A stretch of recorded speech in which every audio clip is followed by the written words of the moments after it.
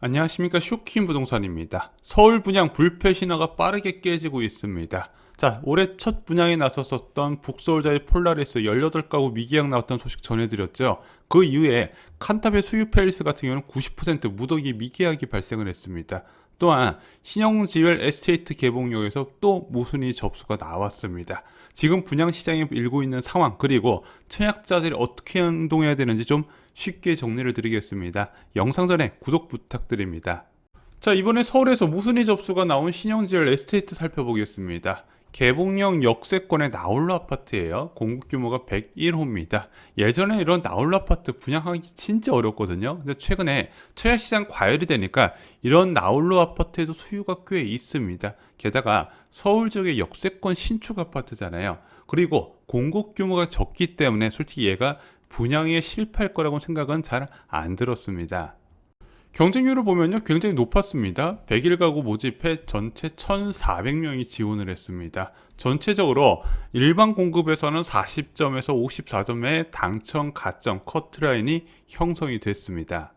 자, 하지만 무순위 청약 공고문을 보면요, 전체 101호 공급 중에서 28가구가 무순위 접수로 나왔다는 거죠. 특히 선호도가 높을 것으로 예상되는 전용 59제곱미터, 그나마 가장 큰 면적이 대부분을 차지했더라. 그러면은 실수요자 목적으로 청약하려는 사람들이 대거 포기했다, 이렇게 보시면 될 것 같아요. 자, 문제는 분양가였습니다. 여기가 전용 59제곱미터 타입 기준으로 8억 2천만 원이에요. 역세권의 25평 아파트가 8억 2천이다. 서울 지역에서 나쁠 것 같지는 않은데, 이게 주변 시세와 좀 비교해 볼 필요가 있거든요. 인근에 한마을 아파트라고 있습니다. 여기는 1983세대의 대단지 아파트인데 여기는 7억 5천만 원이에요. 자, 신축 아파트가 8억 2천만 원에 공급되는 거니까 확실히 가격적으로 메리트가 있구나, 이렇게 생각할 수 있는데, 이게 또 나홀로 아파트하고 대단지 아파트 시세를 딱 동일성상에 보고 비교하기가 쉽지 않거든요. 그래서 인근에 나홀로 아파트와 비교를 해봤습니다. 여긴 규모가 더 커요. 173세대입니다. 그런데 전용 59제곱미터가 6억 5천만 원이에요. 자, 얘는 6억 5천만 원이고 2025년에 완공되는 신축 아파트는 8억 2천만 원이네. 그러면 8억 2천과 6억 5천만 원, 제 생각으로 말씀드리면 그냥 시세대로 분양이 나온 느낌입니다. 자, 이제 청약자들이 경계해야 할 것이 있습니다. 서울 역세권이라도 모집 규모가 적어서 경쟁률이 높을 것 같더라도, 그리고 실제 두 자릿수 경쟁률이 나오더라도 생각보다 결과는 다르게 나타날 수 있다는 거죠. 그럼 다음 무순위 접수 시작될 곳이 눈에 뻔히 보여요. 바로 서울 하나포레나 미아죠. 1순위 청약 경쟁률 7대1밖에 안 나왔어요.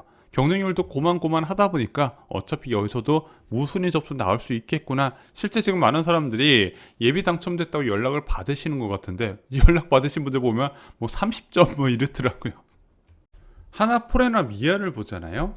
59A 타입 같은 경우는요, 커트라인 54점부터 시작돼서 최고점 64점까지 있어요. 근데 제가 볼 때는 상당수가 계약을 포기할 것이 뻔히 보인다는 거죠. 그럼 이런 생각이 드는 거예요. 뭐하러 낮지도 않는 가점인데 찔러 넣기를 하냐, 이거죠.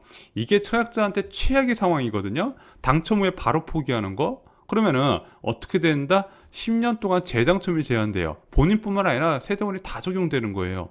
이게 어떤 뜻이다? 이번 생에 청약은 글렀다는 것입니다. 근데 너무 많은 청약자가 자신의 청약 기회를 과소평가를 해요. 자, 이번에 이제 인천 검단 신도시 AB 13블록 호반서 및 3차 사전청약 결과 보실래요? 기타 지역에서는 54점에서 58점의 커트라인이 형성됐고요. 해당 지역에서는 44점에서 52점의 커트라인이 형성됐습니다. 분양가가 4억 6천만 원 내외였어요. 그럼 지금 검단 지역의 시세가 어느 정도 형성되냐? 좀 저렴한데 입주 끝난 지 얼마 안 된 데 보면요, 약 매매 가격 7억이 넘어요.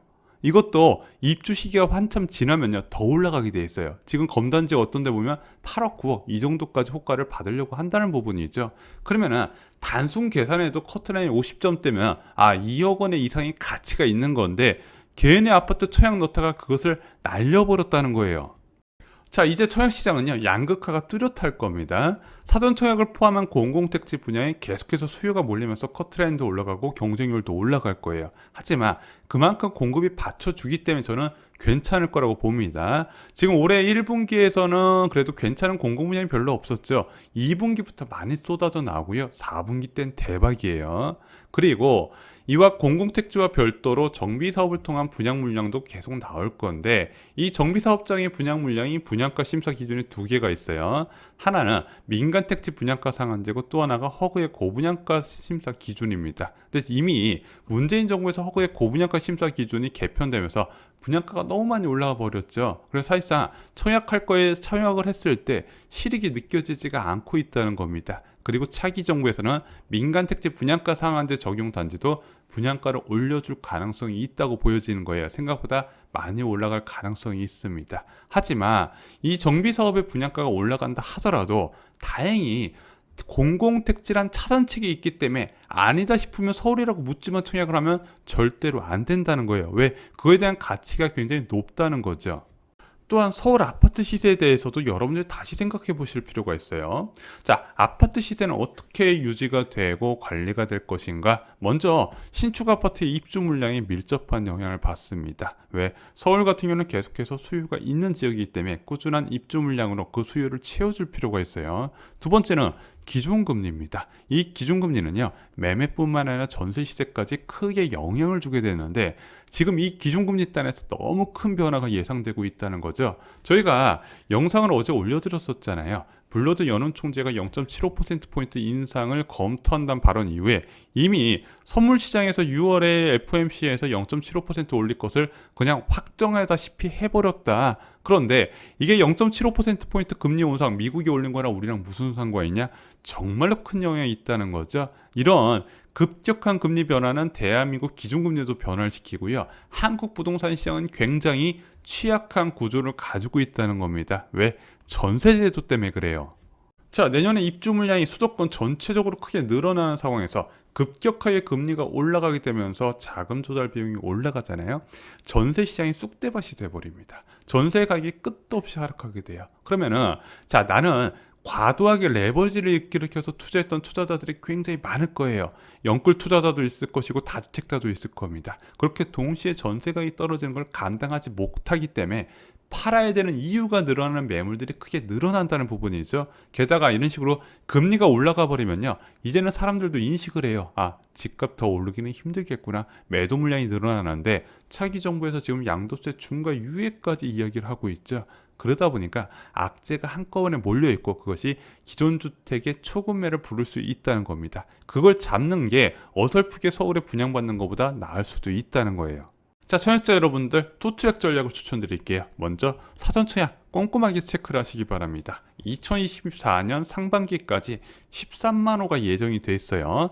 동시에 쏟아질 때 기회를 잡으시면 됩니다. 사전 청약에 유리한 게 10,000호, 15,000호 이런 식으로 한꺼번에 쏟아부니까 그 중에 하나 선택을 해야 되잖아요. 당연히 수요가 분산이 돼서 경쟁률도 낮아지고 커트라인도 낮아지게 됩니다.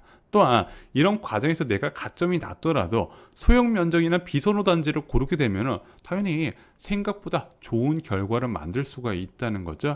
이사 전략도 저는 적극 추천드려요. 자, 이번에 전세 만기되시는 분들 남양주나 과천이나 하남 지역 저희가 많이 추천을 드렸죠. 이사를 가게 되면요, 훨씬 장점이 큽니다. 검단 지역 봐요. 커트라인 15점 이상 차이가 나잖아요.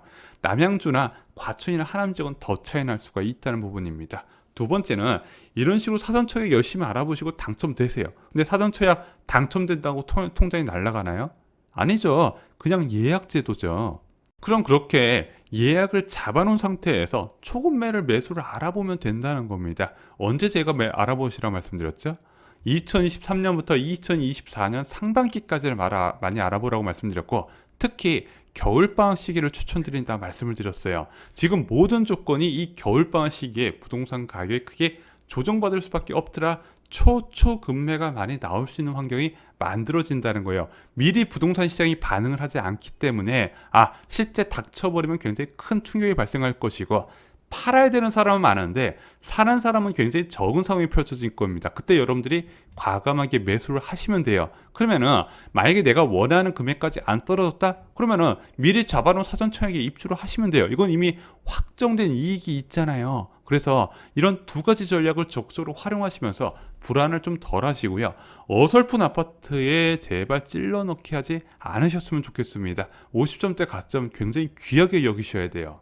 2023년 부동산 시장 악재가 몰려옵니다. 진짜 제도상의 개편 부분, 금리적인 부분, 입주 물량 부분 다 섞여 있어요. 게다가 2년 전 전세 매매 시대는 가장 높았던 상황이라는 거죠. 자, 그러면은 이 상황에서 기회가 왔을 때 여러분들이 잡으셨으면 좋겠습니다. 두 가지가 필요해요. 현금 많이 쌓아두시고요. 아파트 교과서로요.